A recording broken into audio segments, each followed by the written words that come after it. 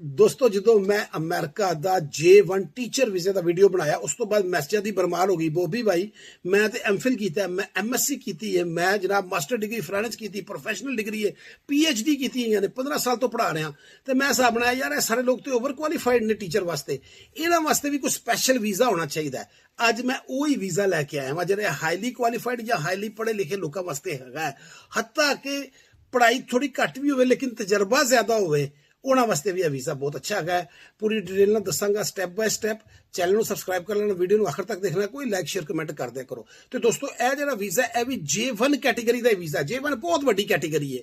J1 category ਦਾ visa ਔਰ ਇਹ visa professor researcher visa. ਪਹਿਲੇ ਦੀ ਰਿਕੁਆਇਰਮੈਂਟ ਦੱਸਾਂਗਾ। ਪਹਿਲੀ ਰਿਕੁਆਇਰਮੈਂਟ ਆਦੀ ਹੈ ਕਿ ਕਮ ਸੇ ਕਮ ਬੈਚਲਰ ਡਿਗਰੀ ਹੋਣੀ ਚਾਹੀਦੀ ਹੈ, ਲੇਕਿਨ ਜਿਹੜੇ ਇਸ ਸ਼ੋਬੇ ਨਾਲ ਮੁਤਲਕਾ ਨੇ ਯੂਨੀਵਰਸਿਟੀਆਂ ਕਾਲਜਾਂ 'ਚ ਪੜ੍ਹਾਉਂਦੇ ਉਹਨਾਂ ਨੂੰ ਪਤਾ ਕਿ ਬੈਚਲਰ ਡਿਗਰੀ ਦੀ ਨੌਕਰੀ ਤੇ ਪਾਕਿਸਤਾਨ ਤੇ ਇੰਡੀਆ ਜਾਂ ਦੁਬਈ ਵਗੈਰਾ 'ਚ ਨਹੀਂ ਮਿਲਦੀ, ਤੇ ਅਮਰੀਕਾ 'ਚ ਯੂਨੀਵਰਸਿਟੀ 'ਚ ਕਿੱਥੋਂ ਮਿਲਣੀ ਹੈ? ਸਿੱਧੀ ਗੱਲ ਹੈ, ਮੈਂ ਤਾਂ ਸਿੱਧੀ ਗੱਲ ਕਰਾਂਗਾ, ਮੈਂ ਕਿਹੜੀ ਨੌਕਰੀ ਦੇਣੀ ਹੈ? ਕਮ ਸੇ ਕਮ ਤੁਸੀਂ ਮਾਸਟਰ ਡਿਗਰੀ ਹੋਵੇ, PhD ਹੋਵੇ, ਤੇ ਫਿਰ ਤੁਸੀਂ ਇਹਨੂੰ ਹੱਥ ਪਾਣਾ ਹੈ। ਉਸ ਨਾਲ ਐਵੇਂ ਪੈਸੇ ਜ਼ਾਇਆ, ਟਾਈਮ ਜ਼ਾਇਆ ਕਰਨਾ ਹੈ।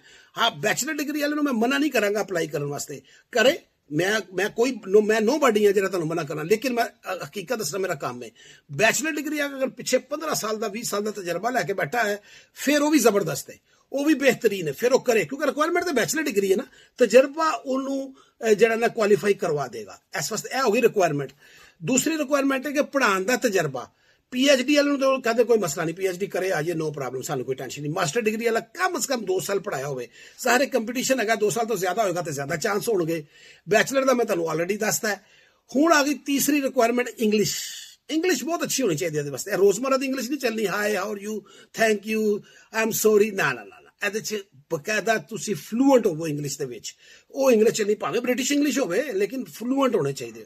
ਇੰਗਲਿਸ਼ ਦੀ ਰਿਕੁਆਇਰਮੈਂਟ ਅੱਛੀ ਬੜੀ ਇੰਪੋਰਟੈਂਟ ਹੈ। ਹੁਣ ਜਨਾਬ ਅਗਲਾ ਸਟੈਪ ਆ ਗਿਆ ਕਿ ਇਹਨੂੰ ਅਪਲਾਈ ਕਿਸ ਤਰ੍ਹਾਂ ਕਰਨਾ। ਫਿਰ ਮੈਂ ਅਗਲੇ ਤੁਹਾਨੂੰ ਟਿਪਸ ਵੀ ਦਾਂਗਾ। ਅਪਲਾਈ ਕਰਨ ਦਾ ਤਰੀਕਾਕਾਰ ਉਹ ਅਮਰੀਕਾ ਦਾ ਸਟੇਟ ਡਿਪਾਰਟਮੈਂਟ ਦੀ ਵੈਬਸਾਈਟ ਬ੍ਰਿਜ USA। ਕਿੱਥੇ ਜਾਣ ਦੀ ਜ਼ਰੂਰਤ ਨਹੀਂ, ਕਿਸੇ ਦੇ ਮਿੰਨਤਾਂ ਤਰਲੇ ਕਰਨ ਦੀ ਜ਼ਰੂਰਤ ਨਹੀਂ। ਬ੍ਰਿਜ USA ਤੇ ਜਾਓ। ਬ੍ਰਿਜ USA ਤੇ ਜਾ ਕੇ ਆਪਣੀ ਕੈਟੇਗਰੀ ਦੇਖੋ, ਕੌਣ ਆਪਣਾ ਰਿਸਰਚਰ ਔਰ ਪ੍ਰੋਫੈਸਰ, ਉਹਦੇ ਵਿੱਚ ਤੁਸੀਂ ਆਪਣਾ CV ਭੇਜਣਾ ਹੈ, ਉਹ ਤੁਹਾਡਾ ਇੰਟਰਵਿਊ ਕਰਨਗੇ। ਫਿਰ ਫਰਦਰ ਉਹ ਤੁਹਾਨੂੰ ਆਪਣਾ ਯੂਨੀਵਰਸਿਟੀਆਂ ਦੇ ਨਾਲ, ਕਾਲਜਾਂ ਦੇ ਨਾਲ ਤੁਹਾਡਾ ਇੰਟਰਵਿਊ ਕਰਵਾਉਣਗੇ। ਅਗਰ ਤੁਹਾਡਾ ਸਾਰਾ ਕੰਮ ਸਿੱਧਾ ਹੋ ਜਾਂਦਾ, ਤੁਸੀਂ ਐਕਸੈਪਟੇਬਲ ਹੋ ਜਾਂਦੇ ਹੋ, ਤੇ ਤੁਹਾਨੂੰ ਜਨਾਬ ਆਲਾ ਉਹੀ ਫਾਰਮ 2019 ਕੋਵਿਡ ਦੇ ਸਾਲ ਵਾਲਾ ਜਿਹੜਾ ਯਾਦ ਰੱਖਣਾ ਹੈ ਉਹ ਮਿਲ ਜਾਏਗਾ। ਉਹੀ ਤੁਹਾਡਾ ਬੇਸਿਕਲੀ ਸਪਾਂਸਰ ਹੈ। ਤੁਸੀਂ ਫੀਸ ਜਮ੍ਹਾਂ ਕਰਾਓਗੇ ਔਰ ਇੰਟਰਵਿਊ ਵਾਸਤੇ ਤੁਸੀਂ ਚਲੇ ਜਾਓਗੇ। ਹੁਣ ਇੰਟਰਵਿਊ ਦੇ ਵਿੱਚ ਇੱਕ ਬਹੁਤ ਵੱਡਾ ਟਿਪ ਹੈ, ਯਾਦ ਰੱਖਣਾ, ਅਗਰ ਤੁਹਾਡੀ ਸੈਲਰੀ ਉਹ ਥੋੜੀ ਲਾਣਗੇ ਤੇ ਤੁਹਾਡਾ ਵੀਜ਼ਾ ਰਿਫਿਊਜ਼ ਹੋਣ ਦੇ ਚਾਂਸ ਹੈਗੇ ਨੇ। ਥੋੜੀ ਤੋਂ ਮੁਰਾਦ ਹੈ ਕਿ ਤੁਸੀਂ ਆਰਜੀ ਵੀਜ਼ੇ ਤੇ ਜਾ ਰਹੇ ਹੋ, ਕਿੰਨਾ ਵੀਜ਼ਾ ਉਹ ਵੀ ਦੱਸਣਾ ਵਾ, ਕਿੰਨੀ ਦੇਰ ਦਾ ਮਿਲੇਗਾ। ਇਹਦੇ ਵਿੱਚ ਅਗਰ ਤੁਸੀਂ ਇਹ ਕਰਤਾ ਕਿ ਯਾਰ ਕੋਈ ਗੱਲ ਨਹੀਂ, ਅਮਰੀਕਾ ਤੇ ਜਾ ਰਿਹਾ ਵਾ ਨਾ, ਜਿੰਨੇ ਵੀ ਪੈਸੇ ਮਿਲਦੇ ਫੜ ਲਓ, ਅੱਗੋਂ ਵੀਜ਼ਾ ਨਹੀਂ ਜੇ ਲੱਗਣਾ। ਉਹਦੀ ਵਜ੍ਹਾ ਕੀ ਹੈ? ਉਹਦੀਆਂ 2 ਵਜੂਹਾਤ ਨੇ। ਇੱਕ ਵਜ੍ਹਾ ਉਹਦੀ ਹੈਗੀ ਹੈ ਪਬਲਿਕ ਚਾਰਜ, ਕਿ ਇਹ ਬੰਦਾ ਤੇ ਇੰਨੀ ਘੱਟ ਤਨਖਾਹ ਤੇ ਜਾ ਰਿਹਾ, ਇਹ ਤੇ ਉੱਥੇ ਖਰਚੇ ਨਹੀਂ ਪੂਰਾ ਕਰ ਸਕਦਾ ਤੇ ਵੈਲਫੇਅਰ ਤੇ ਚਲਾ ਜਾਏਗਾ। ਸਿੱਧੀ ਗੱਲ ਹੋ ਗਈ। ਇਹ ਸਾਡੇ ਵਾਸਤੇ ਮਸਲਾ ਖੜਾ ਕਰੇਗਾ। ਐਮਰਜੈਂਸੀਆਂ 'ਚ ਜਾ ਕੇ ਇਲਾਜ ਕਰਾਏਗਾ, ਅਸੀਂ ਮਨਾ ਨਹੀਂ ਕਰ ਸਕਾਂਗੇ, ਔਰ ਸਾਡੇ ਜਿਹੜਾ ਟੈਕਸ ਪੇਅਰ ਹੈ ਉਹਦੇ ਸਿਸਟਮ ਦੇ ਉੱਤੇ ਬੋਝ ਬਣੇਗਾ। ਇਸ ਵਾਸਤੇ ਇਹਨੂੰ ਨਾ ਜਾਣ ਦਿਓ। ਇਸ ਟਾਈਮ ਤੁਹਾਨੂੰ ਪਤਾ ਸਭ ਤੋਂ ਵੱਡਾ ਇਸ਼ੂ ਹੈ ਵੇ, ਇਸ ਵਾਸਤੇ ਸੈਲਰੀ ਦੇਖਣੀ ਹੈ। ਦੂਸਰਾ ਇਸ਼ੂ ਹੈ ਵੇ ਕਿ ਯਾਰ ਇਹ ਬੰਦਾ ਤੇ ਭਾਵੇਂ ਤਲੀਮ ਯਾਫਤਾ, ਤਜਰਬਾ ਹੈ, ਸਭ ਕੁਛ ਹੈ, ਲੇਕਿਨ ਇੰਨੀ ਥੋੜੀ ਸੈਲਰੀ ਤੇ ਜਾਣ ਨੂੰ ਤਿਆਰ ਹੋ ਗਿਆ, ਇਹਦਾ ਮਤਲਬ ਇਹਨੇ ਵਾਪਸ ਨਹੀਂ ਆਉਣਾ। ਇਹ ਆਪਣੇ ਮੁਲਕ 'ਚ ਇੰਨਾ ਕੁ ਤੰਗ ਹੈ ਕਿ ਇਹਨੂੰ ਜੋ ਵੀ ਦਿਓ ਜਾਣ ਨੂੰ ਤਿਆਰ ਹੈ, ਇਹਨੇ ਨਹੀਂ ਆਉਣਾ। ਦੇਖੋ ਜਿਹੜਾ ਇੰਟਰਵਿਊ ਕਰ ਰਿਹਾ ਨਾ, ਉਹ ਮੇਰੇ ਤੋਂ ਕਰੋੜ ਦਾ ਜ਼ਿਆਦਾ ਜਿਹੜਾ ਨਾ ਉਹ ਹੈ ਜ਼ਹੀਨ। ਇਹ ਉਹ ਚੀਜ਼ਾਂ, 2 ਚੀਜ਼ਾਂ ਬੜੀਆਂ ਇੰਪੋਰਟੈਂਟ ਨੇ ਸੈਲਰੀ ਤੇ ਰਿਲੇਟਡ। ਇਹ ਮੈਂ ਤੁਹਾਨੂੰ ਟਿਪ ਦੇਤੀ, ਅਗਰ ਸੈਲਰੀ ਥੋੜੀ ਹੋਏ ਉਹਨੂੰ ਰਿਫਿਊਜ਼ ਕਰ ਦੇਣਾ, ਉਸ ਪਾਸੇ ਜਾਣਾ ਜਿੱਥੇ ਸੈਲਰੀ ਸਹੀ ਹੋਵੇ। ਕਿਉਂਕਿ ਇਹ ਸਾਰੀ ਪ੍ਰੈਕਟਿਸ ਕਰਨ ਤੋਂ ਬਾਅਦ ਜਦੋਂ ਇੰਟਰਵਿਊ ਵਾਸਤੇ ਜਾਓਗੇ ਉੱਥੇ ਹੀ ਰਿਫਿਊਜ਼ ਹੋ ਗਿਆ ਤਾਂ ਕੀ ਫਾਇਦਾ ਸਾਰਾ ਕੁਝ ਕਰਨ ਦਾ। ਤਾਂ ਸੈਲਰੀ ਇੱਕ ਅੱਛੀ ਸੈਲਰੀ ਹੋਣੀ ਚਾਹੀਦੀ ਹੈ। ਇਹਦੇ ਤਰੀਕਾ ਅਗਲਾ ਇਹਦਾ ਤਰੀਕਾ ਕਰ ਆਏਗਾ ਜਨਾਬ ਕਿ ਇਹ ਘੱਟ ਤੋਂ ਘੱਟ 3 ਹਫ਼ਤੇ ਦਾ ਮਿਲਦਾ ਹੈ। 3 ਹਫ਼ਤੇ ਵਾਲੇ ਲੋਕ ਵੀ ਮੈਂ ਮਿਲਿਆ ਆਉਂਦੇ ਨੇ। ਮੈਂ ਤੁਹਾਨੂੰ ਇੱਕ ਗੱਲ ਦੱਸਾਂਗਾ ਮਜ਼ੀਦ, ਇਹਨੂੰ ਮਜ਼ੀਦ ਸ਼ੋਰਟੀ ਵਾਸਤੇ ਮੈਕਸਿਮਮ 5 ਸਾਲ ਦਾ ਮਿਲਦਾ। 5 ਸਾਲ ਬਹੁਤ ਲੰਬਾ ਟਾਈਮ ਹੈ, ਤੁਸੀਂ ਬੜਾ ਅੱਛਾ ਸੈੱਟ ਹੋ ਸਕਦੇ ਹੋ। ਹੁਣ ਇਹ ਇੱਕ ਤੇ ਹੈਗਾ USCIS ਨੇ ਆਪਣੀ ਗਾਈਡਲਾਈਨਸ ਦਿੱਤੀਆਂ ਨੇ, ਬ੍ਰਿਜ USA। ਇੱਕ ਮੇਰਾ ਆਪਣਾ ਪਰਸਨਲ ਤਜਰਬਾ, ਕਿਉਂਕਿ ਮੈਂ ਤੁਹਾਨੂੰ ਬਹੁਤ ਦਫਾ ਆਪਣੇ ਵੀਡੀਓ 'ਚ ਦੱਸ ਕੇ ਮੈਂ ਕਿ ਯੂਨੀਵਰਸਿਟੀ ਦੇ ਨਾਲ ਕੰਮ ਕਰਨਾ, ਯੂਨੀਵਰਸਿਟੀ ਨਾਲ ਮੇਰਾ ਬਿਜ਼ਨਸ ਹੈ, ਮੈਂ ਕੋਈ ਉੱਥੇ ਪੜ੍ਹਾਉਂਦਾ ਨਹੀਂ, ਮੇਰਾ ਬਿਜ਼ਨਸ ਹੈ ਉਹਨਾਂ ਦੇ ਨਾਲ। ਤੇ ਉਹ ਮੇਰੇ ਕੋਲੋਂ ਉਹਨਾਂ ਨਾਲ, ਕਿਉਂਕਿ ਮੈਂ ਉਹਨਾਂ ਨਾਲ ਬੈਠਣਾ ਉੱਠਣਾ ਵਾ, ਤੇ ਮੈਨੂੰ ਪਤਾ ਹੈ ਕਿ ਉੱਥੇ ਬਹੁਤ ਸਾਰੇ ਪ੍ਰੋਫੈਸਰ ਆਰਜ਼ੀ J1 ਵੀਜ਼ੇ ਤੇ ਆਏ ਹੁੰਦੇ ਨੇ। ਕਿਉਂਕਿ ਮੇਰਾ ਸ਼ੋਅ ਹੈ ਨਾ, ਤੇ ਮੇਰਾ ਤਾਂ ਕੰਮ ਹੈ ਫਿਰ ਉਹਨਾਂ ਕੋਲੋਂ ਪੁੱਛਣਾ, ਹਾਂ ਵੀ ਕਿਹੜਾ ਵੀਜ਼ਾ ਤੇਰਾ, ਤੂੰ ਕਿਸ ਨਾਲ ਆਇਆ, ਕੀ ਹੈ। ਉਹ ਫਿਰ ਮੈਨੂੰ ਦੱਸਦੇ ਨੇ, ਇੰਡੀਆ ਤੋਂ ਆਉਂਦੇ ਨੇ, ਅਫਰੀਕਾ ਤੋਂ ਆਉਂਦੇ ਨੇ, ਯੂਰਪ ਤੋਂ ਆਉਂਦੇ ਨੇ, ਹਰ ਜਗ੍ਹਾ ਤੋਂ ਆਉਂਦੇ ਨੇ। ਕੋਈ 2 ਸਾਲ ਵਾਸਤੇ, ਕੋਈ 3 ਸਾਲ ਵਾਸਤੇ, ਕੋਈ ਜਿਸ ਨਾਲ ਵੀ ਰਿਕੁਆਇਰਮੈਂਟ ਹੁੰਦੀ ਹੈ।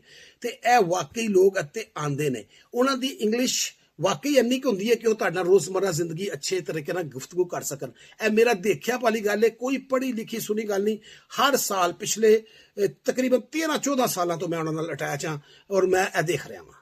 ਇਸ ਵਾਸਤੇ ਬੜਾ ਅੱਛਾ ਵੀਜ਼ਾ ਹੈ। ਬਿਲਕੁਲ ਲੋਕ ਆਂਦੇ ਨੇ ਡਿਮਾਂਡ ਬੇਤਾਸ਼ ਹੈ। ਅਮਰੀਕਾ ਹੈਗਾ ਯੂਨੀਵਰਸਿਟੀਆਂ ਦਾ ਮੁਲਕ ਹੈ, ਤੁਹਾਨੂੰ ਪਤਾ ਕਾਲਜਾਂ ਦਾ ਮੁਲਕ ਹੈ, ਐਜੂਕੇਸ਼ਨ ਦਾ ਮੁਲਕ ਹੈ, ਡਿਮਾਂਡ ਬਹੁਤ ਜ਼ਿਆਦਾ ਹੈ। ਇਹਦੇ ਵਿੱਚ ਯਾਦ ਰੱਖੋ ਕਿ ਤੁਹਾਨੂੰ 5 ਸਾਲ ਦਾ ਵੀਜ਼ਾ ਵੀ ਮਿਲਦਾ, 3 ਦਾ ਮਿਲਦਾ, 2 ਜੋ ਵੀ ਮਿਲਦਾ, ਤੁਸੀਂ ਇਹਦੇ ਤੇ ਪਰਮਾਨੈਂਟ ਨਹੀਂ ਅਪਲਾਈ ਕਰ ਸਕਦੇ ਜੌਬ ਉਸ ਯੂਨੀਵਰਸਿਟੀ ਦੇ ਵਿੱਚ। ਇਹਦੇ 'ਚ ਸ਼ਰਤ ਹੈਗੀ ਜੇ ਪਰਮਾਨੈਂਟ ਜੌਬ ਨਹੀਂ ਮਿਲਣੀ, ਤੁਹਾਨੂੰ ਆਪਣੇ ਮੁਲਕ ਵਾਪਸ ਜਾਣਾ ਪਏਗਾ। 2 ਸਾਲ ਦਾ ਪੀਰੀਅਡ ਗੁਜ਼ਾਰ ਕੇ ਦੁਬਾਰਾ ਤੁਸੀਂ ਅਪਲਾਈ ਕਰੋਗੇ।